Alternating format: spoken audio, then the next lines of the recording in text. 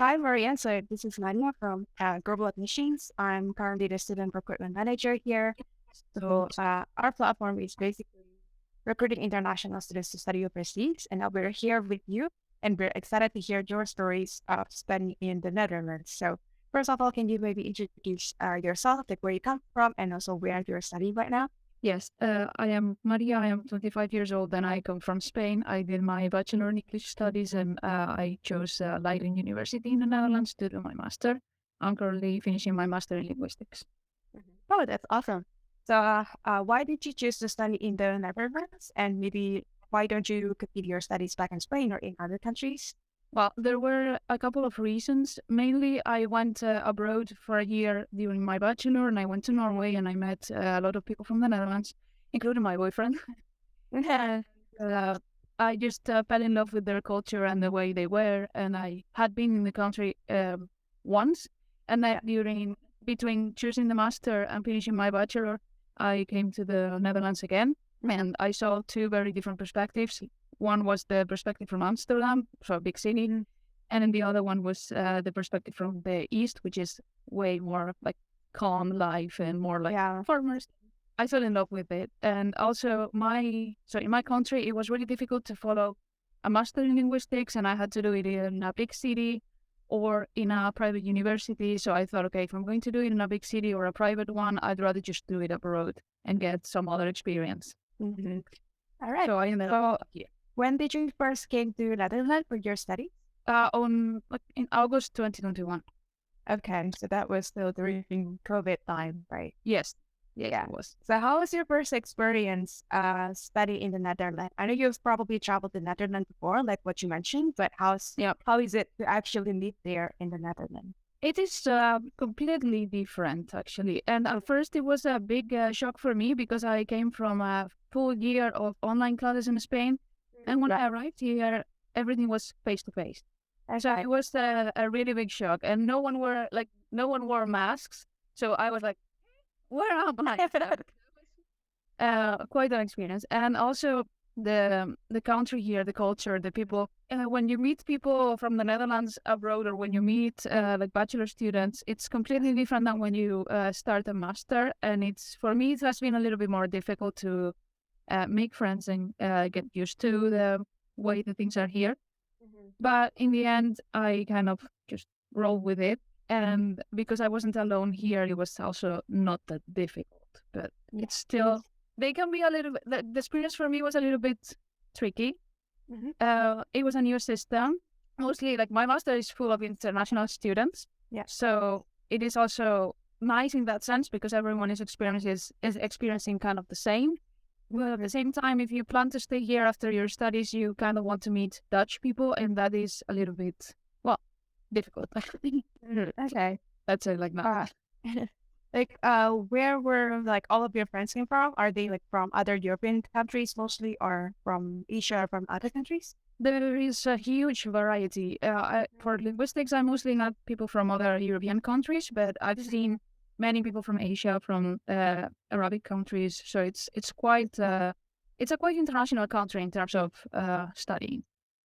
Yeah, I think that is interesting, especially your field of study is linguistics. So that must be interesting as well to learn from other like languages and other people. Yes, and it's quite. I thought it was quite interesting because it's a quite normal program, as in it's in many universities here. So it's in Amsterdam, it's in Leiden, it's in Nijmegen, in Groningen. So there are like many universities that offer this program, and I was really surprised by that. How's your study experience going at Leiden University so far? Like, how do you like it, or how do you feel that maybe there are things that can be improved? I think what I like the most is that the teachers are quite approachable. So they are still, there is not that much of a formality in between teachers Yeah. and students, at least not how you understand it when you come from a different culture and a different country. But at the same time, I think it's, I have mixed feelings about it because I don't necessarily love the way things are done just because they are different. So I am used to a different level, and here, like the level is higher. I am used to, I don't know, not being able to maybe ask that many questions, and here you can do that. It's kind of there are many positive things and many not so positive things. But I would say one of the worst parts for me was doing online classes. That was really bad because even in Spain, it wasn't that good either, but I had a sort of proper schedule. The teachers knew how to use the platforms. We didn't have that many technical problems. And I didn't expect that to happen here. And I did half of a semester online because of the first time that I was here. It was already like during Christmas, they just decided to lock everything down again. So before Christmas, everyone was moving towards online classes and not so much of going to university. And I didn't like that. Yeah, I think online classes was extremely difficult for not just for the students, but also for the university and for all the professors to arrange an experience. It's not like the most effective way of learning, I guess. Like somehow face to face is much better.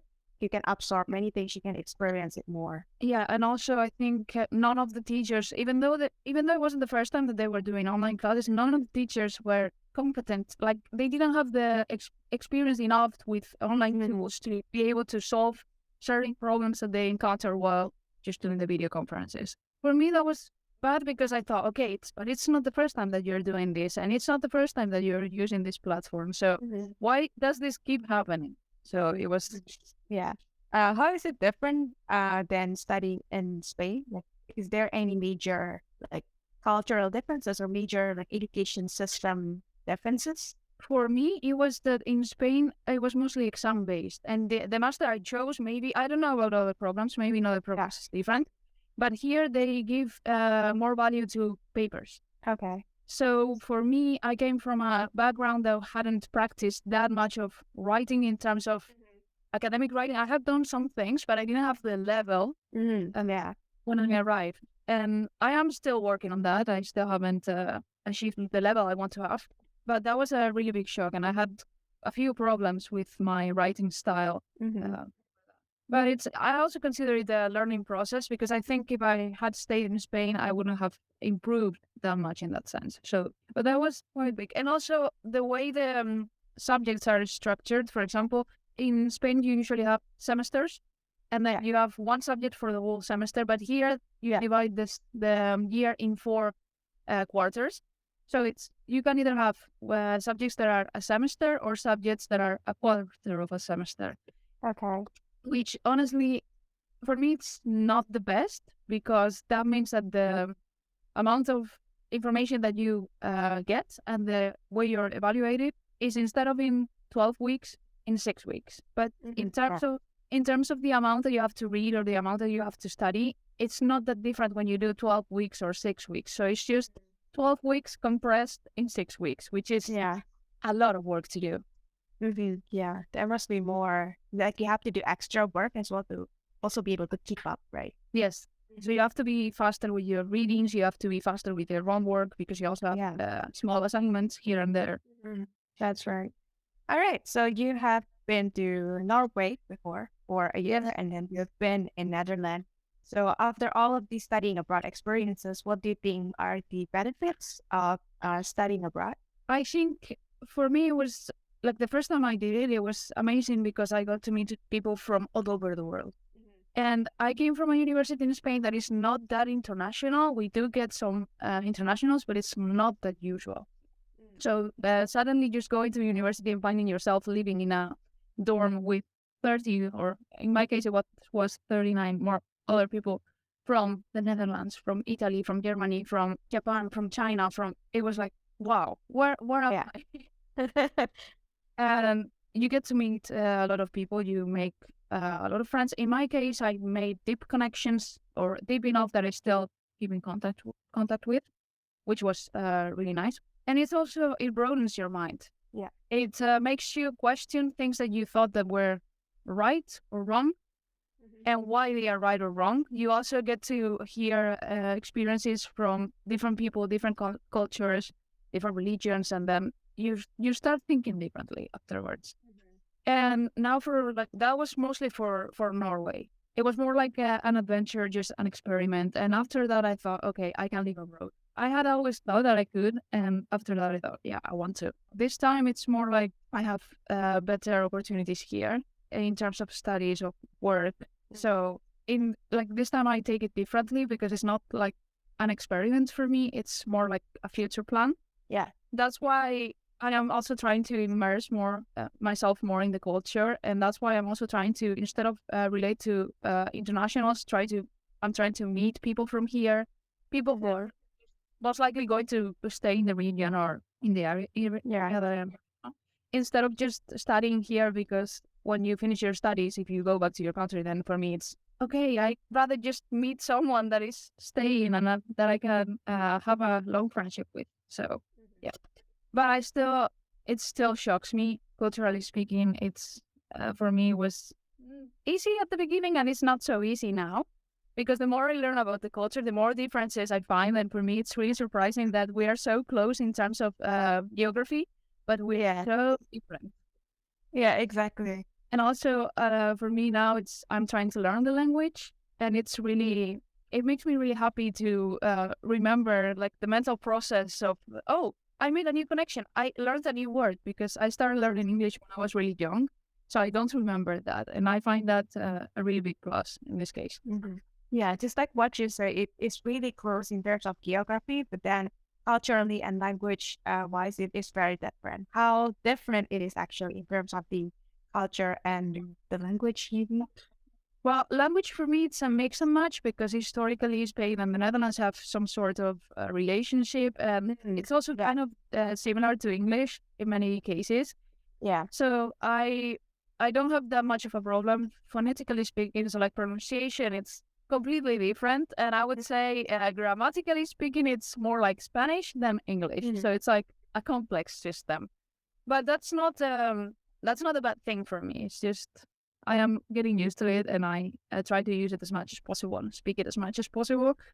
For me, the biggest shock in terms of culture was food, and it's the food. And I miss the food from Spain more than I even miss my family, because with my family, the phone almost every day. But food is like, oh no, the way my grandma cooks or the way my mom cooks is like, oh, I miss it so much. Yeah. But was there not any Spanish restaurants around where you live? Well, there are not that many, and it's not that common to eat out in restaurants here. Okay. So it's not only like food, but it's also everything related to food. So like all the cultural part that we have in Spain related to food, and how food is one of the most famous things in Spain. Well, here it's completely the opposite. So there's not that much. There's not that much of Dutch food to start with, and there's not that much culture around it. And that for me is the biggest cultural shock. Because for the rest, it's like, okay, it's a different language, but in terms of character, I already got used to it before moving here, because I met people from here. Yeah. And they are there's one thing that many people say when they move here, they are really direct and rude. And they are direct, they don't want to be rude, but if you're from a country where that is not that usual, or a person that doesn't deal well with that, you find it rude. But they don't need to be rude most of the times. Yeah, I think there's also, it's just a cultural difference, right? Yes. But as I said, like I met my boyfriend in Norway, he's from here, and he's like that. So I got used to that before being here. But I understand that for many people, it's like, oh, wow. Because they don't think about something and they don't hesitate. They just put it out of their mouths. It's it is. Yeah, I bet I would probably felt that as well, because like in my country, Indonesia, people are very indirect. So often if you do something, they will like go here and there, like go everywhere just to point out that thing. So people who come from like cultural background that you would probably find it difficult to digest. Yeah, it's it also happens for Europeans. Like for example, in Spain, it's not that usual. I am a little bit like that, so for me, it wasn't a big problem. I actually appreciate that, but it's not that. It's a certain area of Europe that has that stereotype, because Germans also have this sort of stereotype. Yeah, very. We say square-minded, and Dutch are a little bit like that, but people take them as rude, but they most of the times are not trying to be rude. They are just being themselves, which is shocking sometimes. Which is why I think that's important for us to, that's actually one of the benefits of studying abroad. So you get to see all of this, and like be more acceptable with people's differences in terms of like culture, religions, or whatever. So you can accept these more because you've seen more as well. It breaks many stereotypes. At least in my case, when I was living in Norway, it broke way too many because, well, you live in Europe, you have a certain thought of people who are from Arabic countries, people who are from Asia, and then you realize that's not true. Yeah, that's But right. here also with, we had in Spain, we have a very strong stereotype towards Germans. And when I lived in Norway and I met some, I was like, this is not true. Not true at all. They are not like that. Yeah. So it's That's right. That's right. something that everyone should do if, like, of course, if they are able to, because I know there is a certain economic cost that not everyone is able to afford. Yeah. But if you can, you should try because it just changes the way you see life, changes your perspective and the way you relate with people and your tolerance, which I think nowadays it's a very important topic. Yeah, I agree. I agree totally. And yeah, one final question. What's your tips or advice for future international students? And yeah, feel free to answer it in English, or if you want to add some tips for the Spanish students, feel free to as well. I would say that for the Netherlands, one of the biggest tips for me is do not come if you don't have an accommodation, because they are really they want everyone to come here in terms of students, also internationals in general, but they have a really big problem with housing. Yeah, I heard that. You will face a huge problem if you come here and you don't have a housing contract. One of the biggest mistakes I made when I applied was not paying the fee for university to help me find accommodation, and I didn't do that because I didn't know if I was going to come, because I had to do the inscription in February and I wasn't graduated until July. So I didn't know if I was going to be able to graduate and I didn't know if I was going to come. So I said, okay, I don't want to spend this money because it was around 300 euros, which at that point I thought it was a lot. I don't want to spend this money because it's not refundable and I don't want to lose it if I'm not going to go there. Afterwards, I regretted it so badly because it's really difficult to find places to rent, because what many people do is that they sublet, but subletting is a really big problem, and in most of the cases you can't register in that apartment or in that room. So if you can't do that, you're basically living here illegally and you can't do that for one. And also the biggest problem is that you need for every single legal procedure here, so for registering here as a student, for getting a bank account, for everything, you need an address. So if you don't have an accommodation, just find somewhere else to study.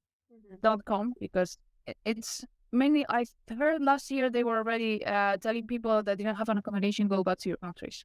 Oh, okay. Because they have a huge problem with that. So they are also, I think they are going to change the laws for people that can come. So they are going to make it a little bit more difficult, because in general it's quite easy. You only need a few certificates. For most universities, you don't even need an average grade. It's just so that is an advice that I give to everyone that tells me I want to go to the Netherlands to live and study. I'm like, first thing you need to do, find a place to live. Once you have that, just continue with the rest, because you need it for everything. For me, also, one big problem was that I don't know if this will change in the future, because I think they are already going to change it this year. But you can't, in many places, you can't pay with international bank cards. You need a bank card. So you need a Maestro. You can't, for example, if you go to the most famous supermarket, which is Albert Heijn, you can't pay with a Visa or a MasterCard. Oh, which is something that I didn't know. And I just found out the first time I went to the supermarket already living here. And I was like, oh, okay, that's a really big problem. yeah. And then there are some other smaller things that many students don't know. For example, if you're following a full-time study program, you can get public transport for free. You just need to apply to it. But also, in general, this country is quite generous with the students. So you can also apply for rent benefits and health insurance benefits. So, for example, right now, I am working, but I don't earn enough. So I don't have to pay for my health insurance. The government covers that cost. Okay.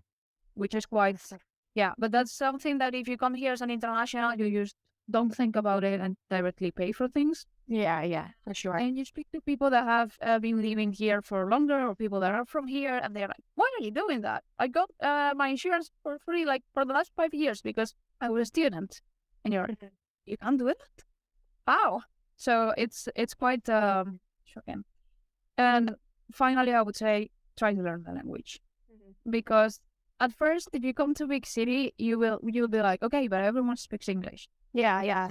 There are Yeah. many things that, like for example, if you feel like you want to have a side job while studying because it improves your situation, many places will ask you for Dutch and English. And it's a requirement. It's not like Dutch or English. It's both Mhm. of them. And for example, for me, I wish I had started earlier, because many of the procedures that you do to register and the documents that you get from the government, they are not in English. So there are many important things that, okay, even though if you go to the office and speak to the person will translate everything for you and explain you everything. I think it would have been easier for me to just start learning the language and be able to understand what they are trying to tell me or what the document says. Yeah, that's something that not everyone does, because, well, Dutch people speak English quite well, and most of them do, except for really old people, maybe. But if they are old people, but they are from a big city, they also speak English. So I've been Mhm.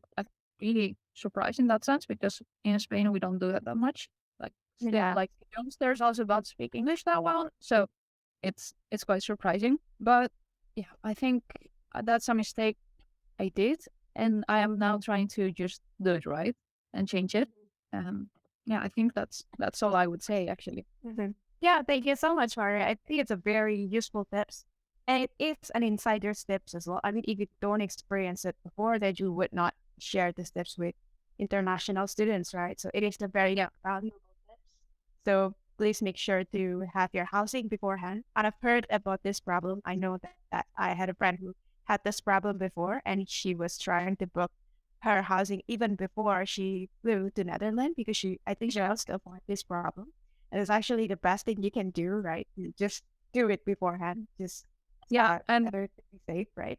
now that you mentioned it about that topic, I would say when you're applying for apartments, do not send an email. Call the Mhm. company. Mhm. And calls many times, because I've lived in two different places, as in two different houses. And for the one that I have right now, which is a studio for myself, I called like 5 or 10 times. Really?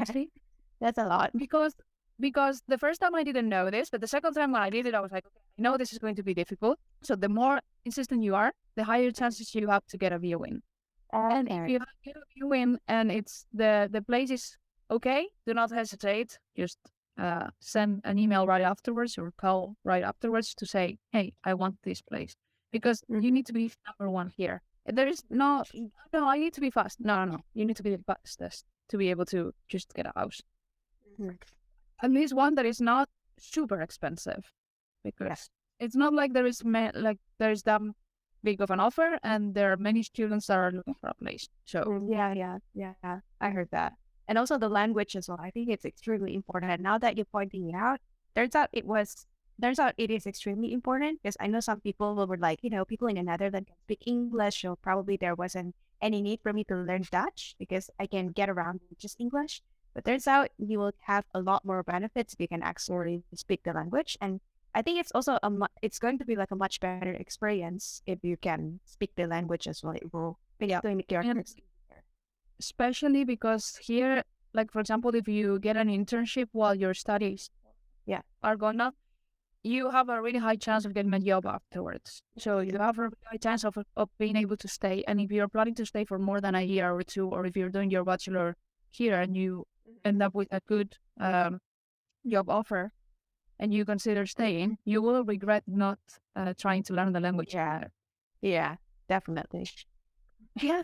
It's been really great hearing your stories and also your amazing tips about studying Netherlands, Maria. So yeah, it's nice to talk to you. It's nice to see you. I think that's the end of our interview today, and I hope your stories can help a lot of international students out there who are looking into studying in Netherlands or just studying abroad in general. Thanks. Thank you. Thank you for having us. Bye. Have a nice day, Maria.